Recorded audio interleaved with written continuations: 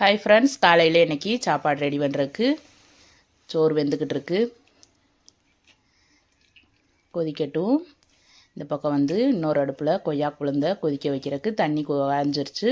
இப்போ கொழுந்துகள்லாம் பிச்சுட்டு போட்டுக்கலாம். பக்கத்தில் மரம் இருந்தால் ஃப்ரெஷ்ஷாகவே நம்ம பிடுங்கி போட்டுக்கலாம். நல்லா கொதித்து கலர் மாறி வரணும். இப்போ எடுத்து வடிகட்டி குடிச்சுக்கிறலாம். சின்ன பிள்ளையிலேருந்து பெரியவங்க வரைக்கும் எல்லாருமே குடிக்கலாம். நான் புளி சாதம் பண்ண போகிறேன். அதுக்கு உருளைக்கிழங்கு பொரியல் வச்சுக்கலாம்.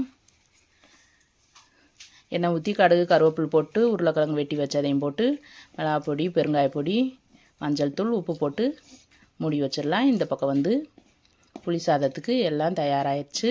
இப்போ புளியை கரைச்சி ஊற்றிக்கிடலாம். இது எண்ணெய், கடுகு, பருப்பு, வெந்தயம் பொடி பண்ணாமல் முழுசாகவே போட்டுறணும். வெந்தயத்தை, மிளகாய் வத்தல், கருவேப்பிலை, மஞ்சள், உப்பு, பெருங்காயம் இதெல்லாம் போட்டு நல்லா புளியை கரைச்சி ஊற்றி கொதிக்க விட்டாச்சு.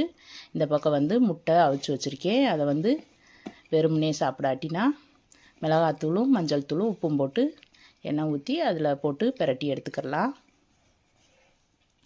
நல்லா சூப்பராக டேஸ்ட்டாக இருக்கும்.